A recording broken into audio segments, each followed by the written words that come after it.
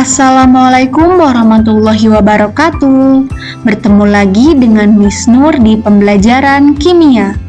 Sebelum menonton video ini, jangan lupa untuk like, komen, share, dan juga subscribe ya.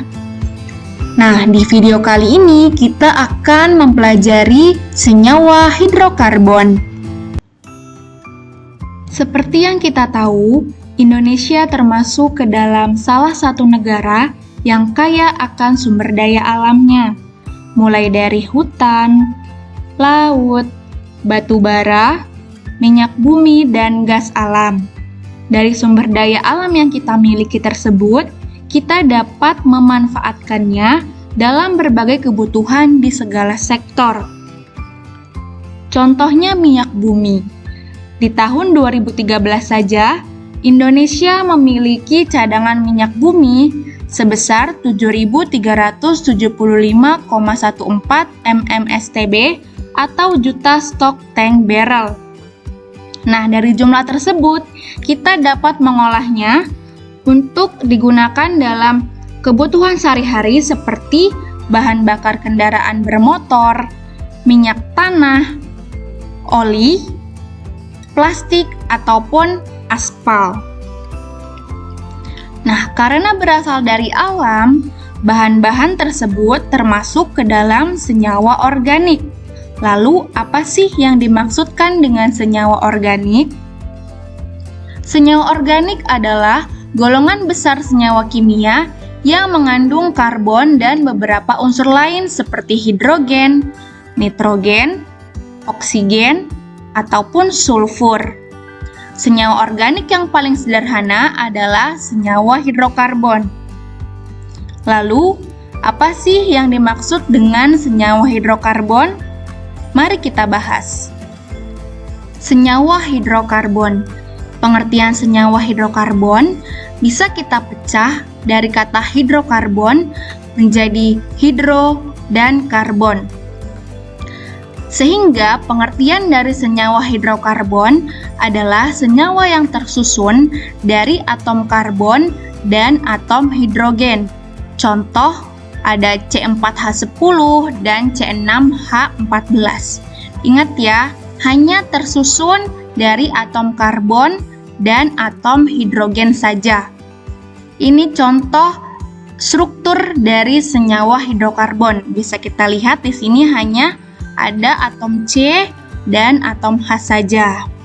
Nah, untuk manfaat senyawa hidrokarbon sudah dijelaskan sebelumnya, terdapat banyak sekali manfaat dalam kehidupan sehari-hari seperti bahan bakar kendaraan bermotor, oli, plastik, dan lain-lain. Manfaat yang banyak kita temukan dalam kehidupan sehari-hari dikarenakan senyawa hidrokarbon memiliki atom C yang punya kekhasan tersendiri. Apa saja kekhasan atom karbon? Mari kita bahas. Kekhasan atom karbon yang pertama yaitu mampu membentuk 4 ikatan kovalen tunggal. Hal ini dikarenakan atom C yang memiliki nomor atom 6 dengan konfigurasi elektron 2 dan 4, artinya elektron valensi dari C adalah 4. Jadi bisa kita gambarkan C memiliki tangan sebanyak 4 untuk membentuk ikatan kovalen tunggal. Contoh di sini ada C yang berikatan kovalen tunggal dengan 4 atom H. Ingat ya, C berarti tangannya hanya 4 karena elektron valensinya adalah 4. Kekhasan yang kedua, mampu membentuk rantai karbon yang panjang. Contoh di sini ada 2 buah struktur senyawa hidrokarbon, baik yang atas maupun bawah. Mau sepanjang apapun rantai karbonnya, tetap tangan karbon hanya 4. Bisa kita lihat di sini yang Miss tunjuk, C yang Miss tunjuk di sini dia berikatan dengan 4 unsur lain, yang atas dengan H, yang kiri dengan H, yang bawah dengan H, dan yang kanan dengan C. Jadi mau sepanjang apapun rantai karbonnya, ingat tangan C hanya 4. Kekhasan yang ketiga, mampu membentuk rantai karbon siklik atau tertutup. Kalau sebelumnya tadi rantainya lurus atau terbuka, nah kekhasan selanjutnya dia mampu membentuk rantai karbon siklik atau tertutup. Nah ini contohnya, bisa kita lihat antara C yang satu dengan C yang lain saling berikatan, namun dia tertutup rantainya, tidak seperti yang sebelumnya rantainya lurus. Nah, kekhasan yang terakhir mampu membentuk ikatan rangkap, baik ikatan rangkap 2 maupun rangkap 3. Walaupun membentuk ikatan rangkap, ingat yang tadi konsepnya, tangan C itu hanya ada 4. Jadi misalkan ini C yang Miss tunjuk di sini, dia berikatan rangkap 2 dengan C yang di kanan, berarti tangannya sudah kepakai 2. Maka sisanya hanya 2 lagi. Nah, sisa 2 laginya dia berikatan dengan C yang di atas dan H yang di bawah. Begitu juga untuk C rangkap 3, berarti hanya punya 1 lagi tangan untuk berikatan dengan unsur lain.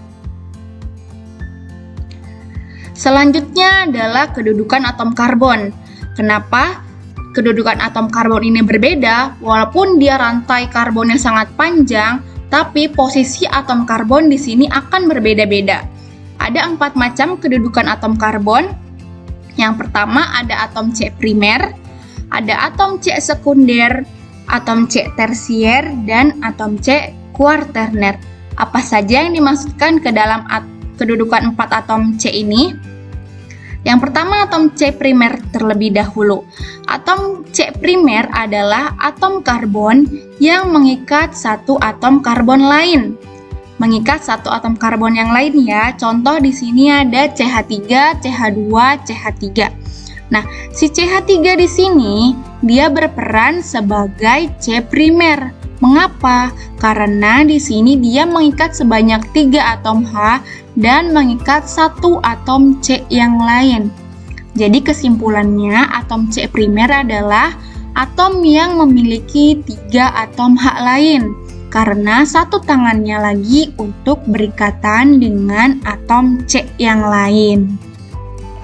Selanjutnya adalah atom C sekunder. Adalah atom karbon yang mengikat 2 atom C yang lain. Contohnya di sini yang di highlight hitam. Di sini CH2 dia berikatan dengan CH3 yang di sebelah kiri dan CH3 yang di sebelah kanan. Karena dia mengikat 2 atom C yang lain, maka si CH2 ini bertindak sebagai atom C sekunder. Yang ketiga adalah atom C tersier. Atom C tersier adalah atom karbon yang mengikat 3 atom karbon yang lain. Di sini ada CH. CH di sini berikatan dengan CH3 di kanan, CH3 di kiri, dan CH3 yang di bawah, sehingga sisa 1 tangannya untuk berikatan dengan H. Karena dia mengikat 3 buah atom C, maka si CH ini bertindak sebagai atom C tersier. Yang terakhir di sini ada atom C kuarterner. Adalah atom karbon yang mengikat 4 atom karbon yang lain. Di sini ada C yang berikatan dengan CH3 yang di atas, CH3 di bawah, di kanan juga di kiri. Artinya atom C kuarterner tidak memiliki H karena keempat tangannya sudah digunakan untuk berikatan dengan 4 atom C yang lain. Oke, berarti sejauh ini kita sudah belajar ada 4 subbab, yaitu pengertian senyawa hidrokarbon, ada senyawa hidrokarbon dalam kehidupan sehari-hari, ada kekhasan atom karbon, dan juga kedudukan atau posisi atom karbon. Oke, untuk video kali ini cukup sekian. Semoga apa yang disampaikan bisa dipahami dengan baik.